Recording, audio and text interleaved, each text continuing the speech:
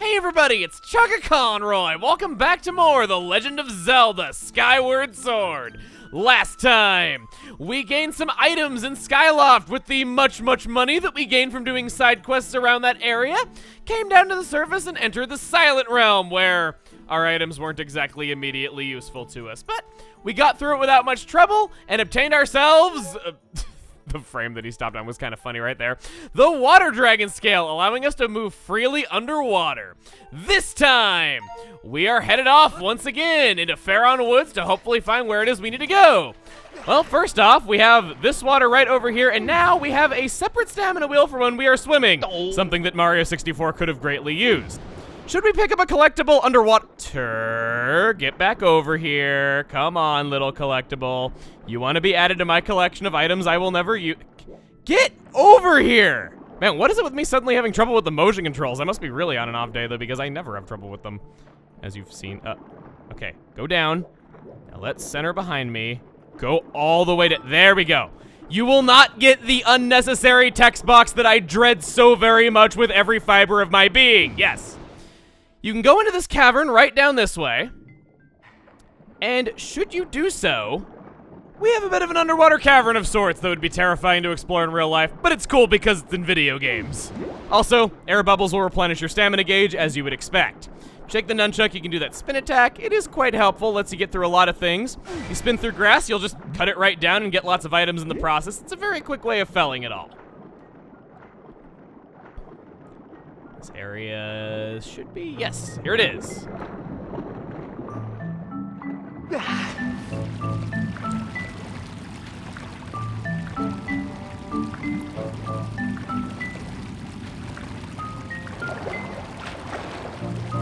Welcome to the interior of the Great Tree.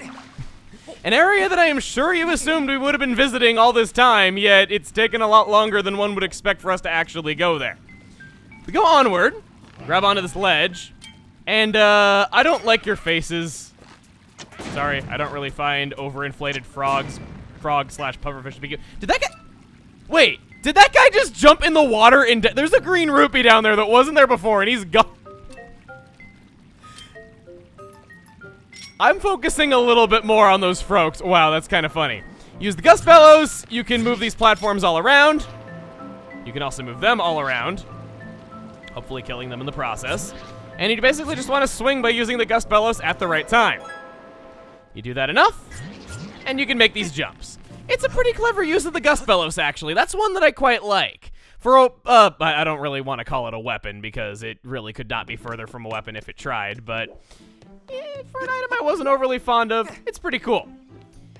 Now, there's a goddess cube right down there. We can jump to that right now, should we want to, but I'm going to be holding off for a little bit, and I recommend you do as well. Trust me, it'll make a little bit more sense in the very near future. That generally is how I am, you know. I don't really make a whole lot of sense in the present time, but maybe after you've spent a while with me, then maybe I start to make a little bit more sense if we're a little bit alike, maybe possibly. I'm not really saving any face right here for half of the things that I say. Oh, whoa, red rupee. Must have been a really aged pumpkin, and hey, I'm just gonna shake your head off me because you ain't worth the pumpkin seeds it takes to kill you. Hop right over. What just fell? Like, what was, I'll just take more pumpkin seeds and go onward, yes. I don't want to climb the ivy again quite yet. Give my wheel back, and now we go. Aw, you want to be killed by me so badly, but you're an irrelevant enemy. I'm sorry. Did no one ever tell you that? Oh god. Actually, they might be relevant to me yet. No. Okay, got away. Get over this way and hop back down. Good. I almost gave them the satisfaction of mattering in life. I am a horrible human being, even though they are just bugs. Oof, never let me say that ever again. You! New enemy! Technically, we could go and fight these in some other areas right now if we were to just go exploring, but these guys are moblins. They have these huge, enormous shields, and just like bokoblins, there are quite a lot of ways that you can go about fighting them. My personal favorite, however, is making them jiggle like jello, even their nipple rings flopping all over the place. That's pretty amazing, I gotta say. Another way that you can fight them is, of course, with your slingshot, which I want to do right now. Hit them in the head. No, hit them in the head. Hit them in the head. I'm gonna leave and come back. That's what I get for wanting to make his fat jiggle all over the place. I'm sorry. It's a charming little detail. I didn't know that for a while, that you could use the gust bellows on them to make it do that. It doesn't actually do anything, mind you, though, but it's kind of funny that they went to the trouble of making them do that. Now, your nearsightedness will be your downfall. As will mine. Nope. Hit him in the head. There we go. If you hit them in the head and nowhere else, you can stun them for a while. On top of that, their shield can be broken by just your sword slashes. Right there, he's got a very tiny, very unimpressive looking shield. We get behind it. You are not dead yet. Well, he discarded his shield at least. Get out of the way, get out of the way. They can crush you, just like you saw it right there. Give me the heart. Give me the heart. Good. Man, when being able to aim your sword allows you to recover health that you would not be able to recover otherwise, that's pretty cool. I did a low slash right there, and it allowed me to do that. Now, bird statue on top of the great tree. You want to check in with this guy, because up from this height, we will be able to drop down and get that goddess cube from earlier and very easily return to this place whenever we want. Just hang off the ledge, reduces your stamina very slowly. Don't really have to worry about much of anything. There were 2 blue birds up there, no! And this is actually the wrong place. Crap.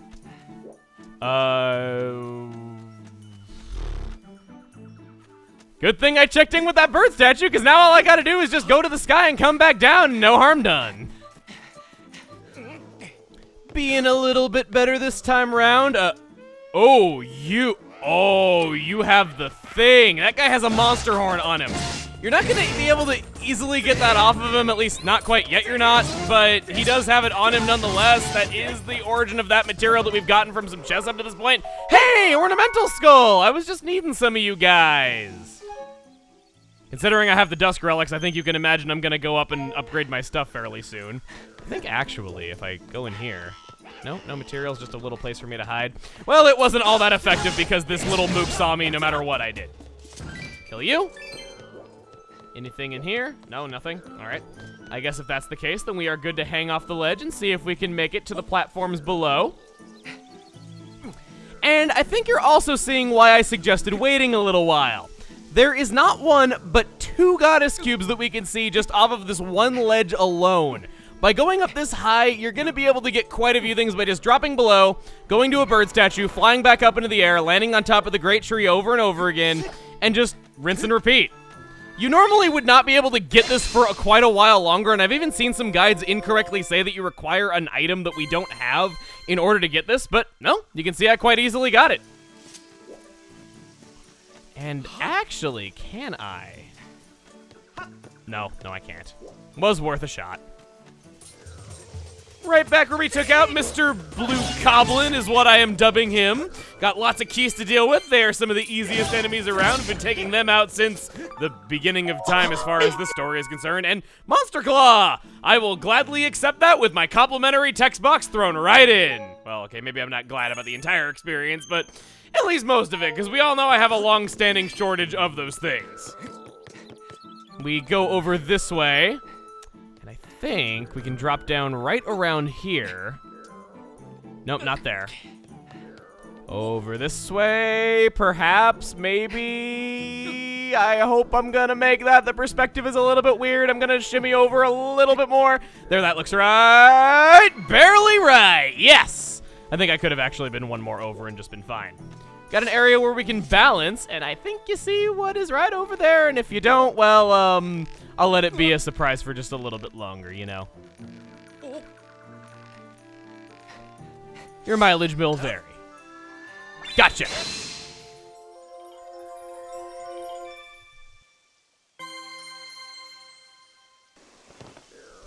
And back by the bird statue for the very last one. We want to hop off this way. Do a death-defying stunt right there, and then jump onto this last tree root to get a 3rd goddess cube in 1 fell swoop. Very worth your time to do this. Excellent way to get lots and lots of items right away, but we're not going to go up and pick them up quite yet. Nah, we'll save that for later. On the way back, got yet another Monster Claw. My luck has turned. And another 2 in the same batch of it. And oh. I saw a blue bokoblin right over there. He better not notice me. And he better not scare off this bird. Get over here. No. I don't want the yellow guy. I don't want the yellow belly. I want you. I'm not left-handed. That's very awkward. Probably the one time ever that I wish I was left-handed while playing Skyward Sword. I'll take my bluebird feather very gladly. Oh, and if you're wondering, if you pick up an item underwater and then go above ground and then pick it up again, you still get the explanation. Sadly, it's not preventing it, it's just delaying the inevitable. I must say, not only do I feel good about my luck the way that it's been with all these items that we're getting, because we've had an even better run of going around the Great Tree than I thought we would. And that's saying something, because I look forward to all the stuff that you can get all at the same time right here. But I'm kind of glad the bad stuff is over, at least for right now it is. I don't dislike the Silent Realms nearly as much as other people do, just like I said. So I'm not really speaking about that, though, but we had getting the harp. We had having to do things with the harp. We had 2 minigames that can go on for a very long time if you're not lucky, but all of it went fairly easy for me. What does Fi want to tell me? What does Fi want to tell me? Okay, you still have the message. What is it? Master, listen closely. Do you hear that?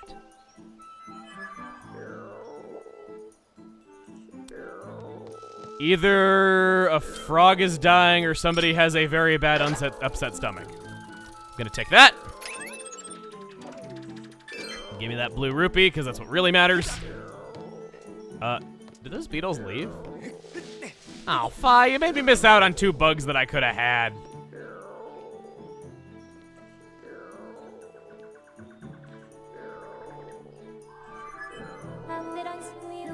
Hold on a moment.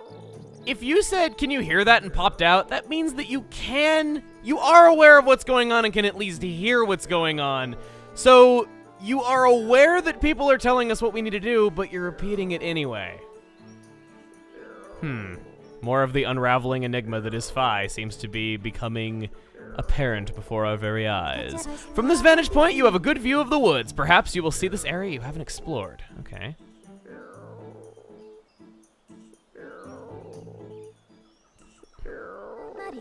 Master, look up there.